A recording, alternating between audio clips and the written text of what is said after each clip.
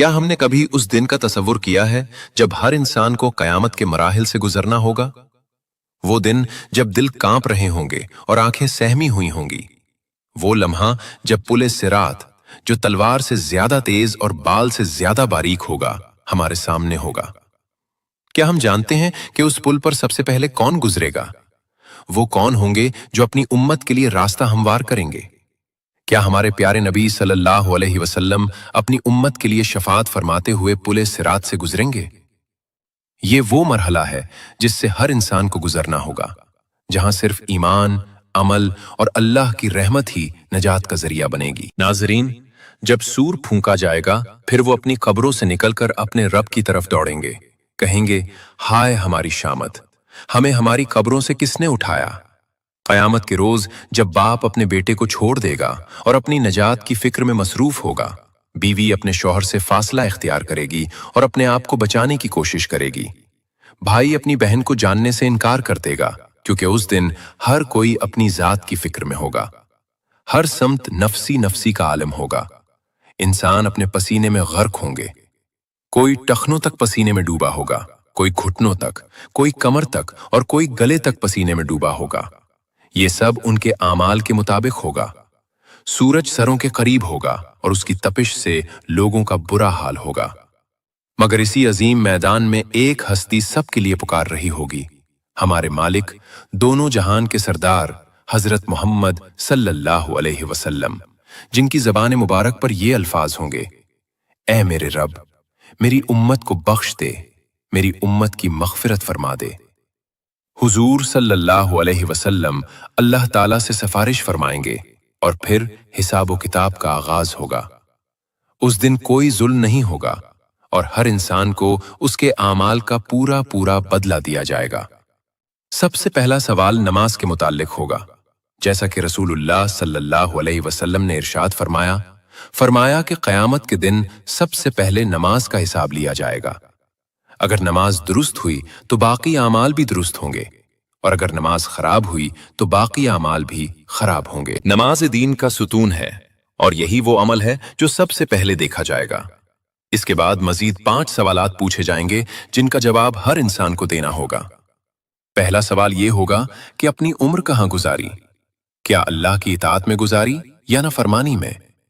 दूसरा सवाल ये होगा कि अपनी जवानी कहाँ सर्फ की? जवानी इंसान की जिंदगी का सबसे कीमती वक्त है और इसमें किए गए आमाल का हिसाब लिया जाएगा। तीसरा और चौथा सवाल ये होगा कि अपना माल कहाँ से हासिल किया और कहाँ खर्च किया? क्या हलाल जराए से कमाई की और नेक कामों में खर्च किया, या हराम तरीकों से कमाया और गुनाहों में खर्च किया? पांचवां सवाल ये होगा कि अपने इल्म पर कितना अमल किया, क्योंकि इल्म बगैर अमल के बेफायदा है और अल्लाह ताला हमसे हमारे इल्म के बारे में जरूर पूछेंगे। इसके बैक आमाल का वजन होगा जो मीजान पर किया जाएगा। अल्लाह ताला ने कुरान पाक में इरशाद फरमाया कि हम क़यामत के दिन अदल की तराजू रखेंगे। जिसका पलड़ा भारी होगा वो जन्नत का हकदार ठहरेगा और कामयाब होगा, और जिसका पलड़ा हल्का होगा उसका अंजाम जहन्नम होगा, जो बदतरीन ठिकाना है। फिर पुल सिरात का मरहला आएगा, जो इंतहाई खौफनाक और दुश्वार मरहला है। सवाल यह है कि पुल सिरात क्या है, ये कहाँ वाक़ है, कौन इस पर बिजली की मानंद गुजरेगा और कौन इससे गिरकर जहन्नुम में जाएगा, और हुजूर सल्लल्लाहु अलैहि वसल्लम किन खुशनसीब लोगों की वहां सिफारिश फरमाएंगे। आज की वीडियो में हम इन्हीं सवालात के जवाबात हासिल करेंगे और इस अहम मौजू को तफसील से समझेंगे। तो इस वीडियो को आखिर तक जरूर मुलाहिजा फरमाएं, क्योंकि ये मालूमात हर मुसलमान के लिए जानना निहायत जरूरी है। नाजरीन, पुल सिरात से पहले एक और मरहला आता है जिसे हौज़े कौसर कहते हैं। ये हौज अल्लाह ताला ने अपने हबीब हजरत मोहम्मद सल्लल्लाहु अलैहि वसल्लम को अता फरमाया है, और ये खास तौर पर आप सल्लल्लाहु अलैहि वसल्लम की उम्मत के लिए होगा। ये हौज मैदान महशर में मौजूद होगा।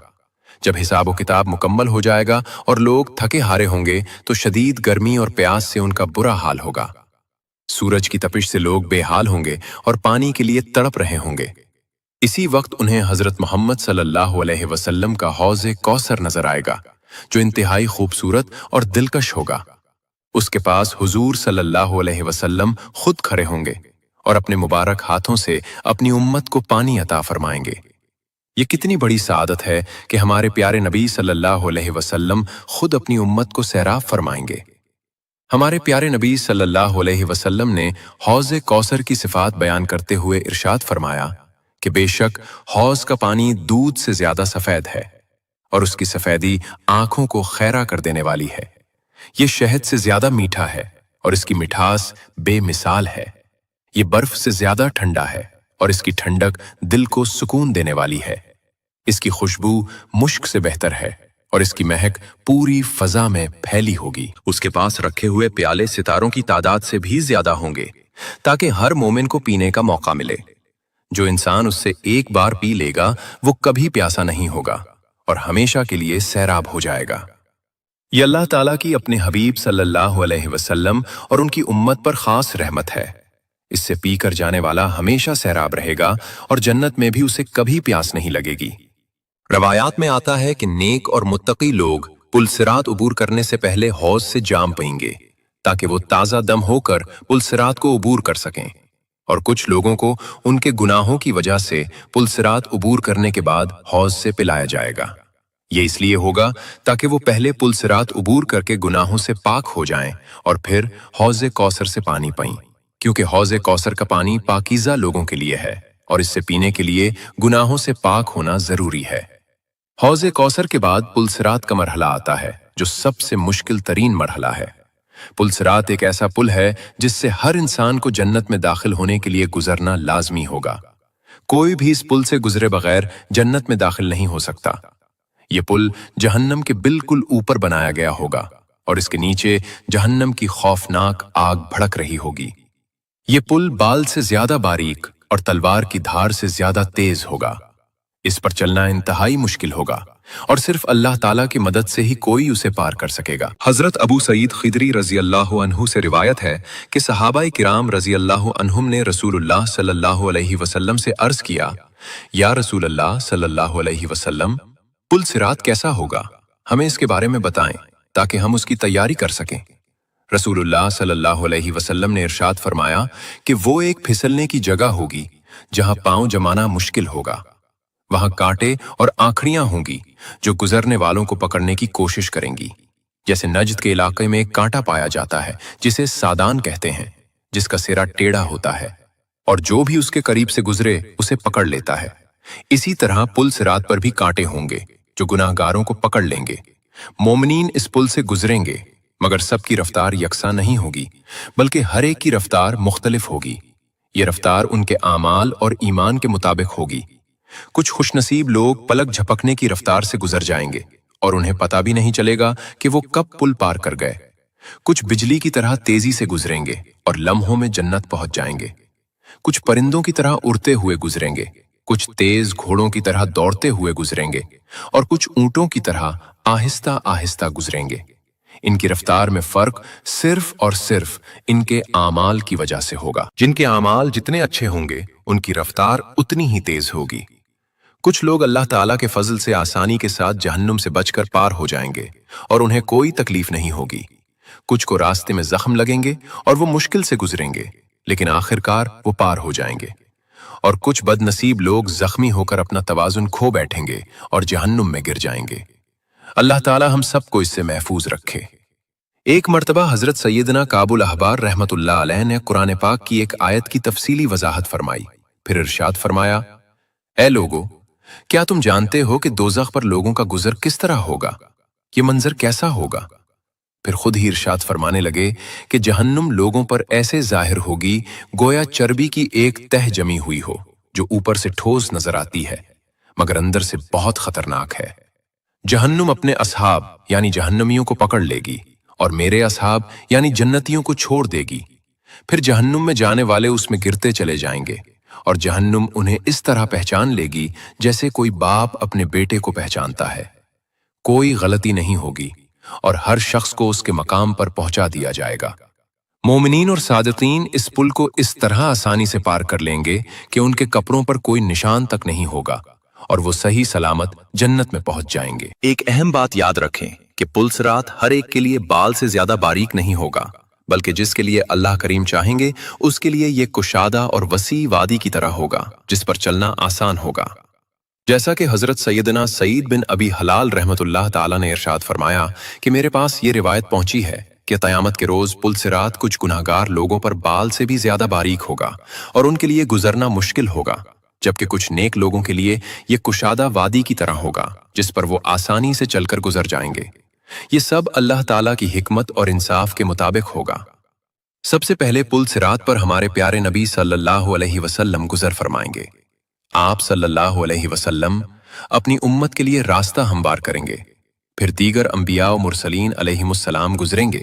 इसके बाद उम्मत मुहम्मदिया गुजरेगी और फिर दूसरी उम्मतें अपने अपने अंबिया के साथ गुजरेंगी। रिवायत में आता है कि अल्लाह करीम ने हजरत सैयदना दाऊद अलैहिस्सलाम से इरशाद फरमाया, ए दाऊद, क्या तुम जानते हो कि पुल सिरात पर सबसे तेजी से गुजरने वाले खुश नसीब लोग कौन होंगे? वो लोग जो दुनिया में मेरे फैसले पर राजी रहे और जिनकी जबानें हमेशा मेरे जिक्र से तर रही हों। जो लोग अल्लाह की रजा पर राजी रहते हैं और हर हाल में अल्लाह का शुक्र अदा करते हैं, वही उस दिन कामयाब होंगे। हमारे प्यारे नबी रहमत आलम सल्लल्लाहु अलैहि वसल्लम की शान ये है कि आप सल्लल्लाहु अलैहि वसल्लम अपनी उम्मत के लिए हर वक्त फिक्रमंद रहते हैं। आप सल्लल्लाहु अलैहि वसल्लम को अपनी उम्मत से बेपनाह मोहब्बत है। दुनिया में भी आप सल्लल्लाहु अलैहि वसल्लम ने अपनी उम्मत के लिए बेशुमार दुआएं मांगी और रातों को उठकर रोते हुए अपनी उम्मत की मगफिरत की दुआ फरमाई। और क़यामत के दिन भी जब सब अपनी जान की फिक्र में होंगे और हर कोई नफसी नफसी पुकार रहा होगा, आप सल्लल्लाहु अलैहि वसल्लम अपनी उम्मत के लिए सलामती की दुआ फरमा रहे होंगे। फरमाने मुस्तफ़ा सल्लल्लाहु अलैहि वसल्लम है कि तुम्हारे नबी सल्लल्लाहु अलैहि वसल्लम पुल सिरात के किनारे खड़े होकर रब्बि सल्लिम पुकारे रहे होंगे। ए रब सलामती अता फरमा, ए रब सलामती इनायत फरमा, मेरी उम्मत को महफूज फरमा। जरा सोचिए वो लम्हा कितना सख्त और खौफनाक होगा कि हर शख्स अपनी निजात की फिक्र में मसरूफ होगा। कोई किसी की मदद नहीं कर सकेगा मगर हमारे प्यारे आका सल्लल्लाहु अलैहि वसल्लम अपनी जान की नहीं बल्कि अपनी उम्मत की सलामती की फिक्र कर रहे होंगे और हमारे लिए दुआ फरमा रहे होंगे। फरिश्ते भी उस वक्त अर्ज करेंगे, ए अल्लाह सलामती से गुजार, इन मोमिनों को महफूज फरमा। यही तो वो अजीम शान और मकाम रफ़ी है जो अल्लाह ताला ने अपने महबूब सल्लल्लाहु अलैहि वसल्लम को अता फरमाया है।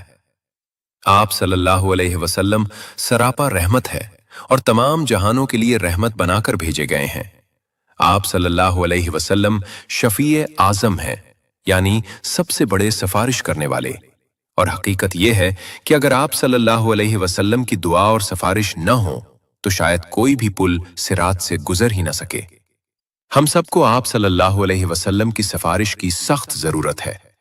नाज़रीन, जो लोग अपने गुनाहों की वजह से जहन्नम में डाले जाएंगे वो वहां कुछ वक्त तक सख्त से सख्त सजा बर्दाश्त करेंगे।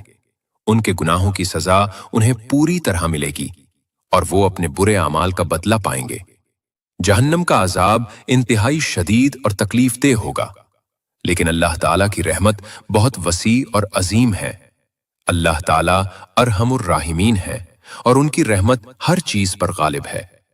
जब उन गुनाहगार मोमिनों का अजाब मुकम्मल हो जाएगा और वो अपने गुनाहों से पाक हो जाएंगे तो अल्लाह ताला अपनी बेपाया रहमत से उन्हें जहन्नम से निकाल लेंगे।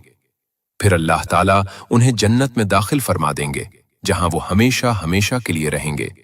वहां वो अबदी सुकून, आराम और खुशियों में जिंदगी गुजारेंगे।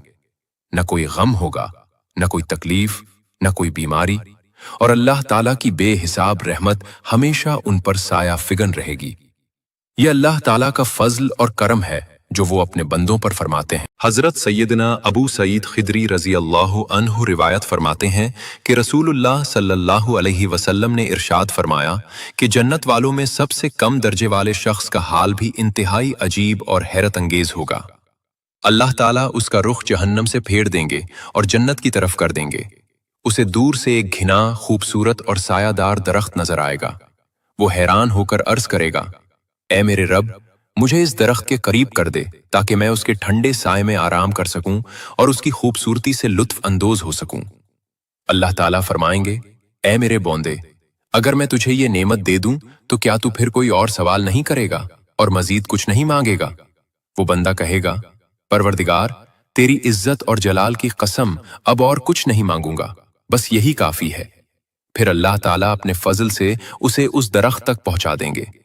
وہ وہاں آرام کرے گا اور خوش ہوگا۔ وقت گزرتا رہے گا اور وہ اللہ تعالیٰ کا شکر ادا کرتا رہے گا۔ پھر کچھ عرصے بعد اسے ایک اور درخت نظر آئے گا جو پہلے والے درخت سے کہیں زیادہ ہرا بھرا، زیادہ سایہ دار اور پھلوں سے لدا ہوا ہوگا۔ اس کی خوبصورتی دیکھ کر وہ بے چین ہو جائے گا۔ وہ پھر عرض کرے گا، اے میرے مہربان رب، مجھے اس درخت کے قریب کر دے تاکہ میں اس کے گھنے سائے اور لذیذ پھلوں سے فائدہ اٹھا سکوں۔ اللہ تعالیٰ فرمائیں گے، میرے بندے، کیا تو پھر کوئی اور سوال نہیں کرے گا؟ وہ عرض کرے گا، نہیں پروردگار، تیری عزت کی قسم، بس یہی آخری خواہش ہے۔ اللہ تعالیٰ اپنی رحمت سے اسے وہاں بھی پہنچا دیں گے۔ کچھ مزید وقت گزرے گا اور وہ بندہ مطمئن ہوگا۔ اس کے بعد اسے ایک اور درخت نظر آئے گا جو سب سے زیادہ خوبصورت ہوگا اور جس کے ساتھ صاف شفاف پانی بھی بہہ رہا ہوگا۔